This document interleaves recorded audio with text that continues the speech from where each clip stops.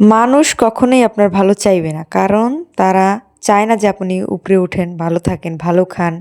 এগুলো তারা কখনোই চায় না। তারা চায় সবসময় আপনি তাদের থেকে নিচে থাকেন।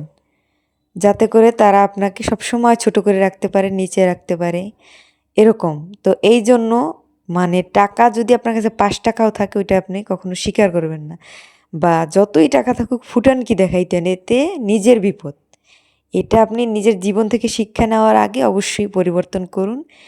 নিজের কাছে কি আছে বা না আছে, কি এগুলো মানুষের কাছে প্রকাশ করা মানে নিজের সবথেকে দুর্বল স্থান তাদেরকে দেখিয়ে দেওয়া। আর ঠিক সেই জায়গাটায় তারা অবস্থা বুঝেই আপনাকে কথা শোনাবে, যেকোনো সময়, যেকোনো মুহূর্তে, যেকোনো পরিস্থিতিতে। এজন্য নিজের যা আছে গোপন থাকাই ভালো, আর নিজের যে প্ল্যান অনুযায়ী কাজ করা ভালো। এজন্য অন্যে কি বলল, কি করলো না করলো এটা দেখার বিষয় নয়।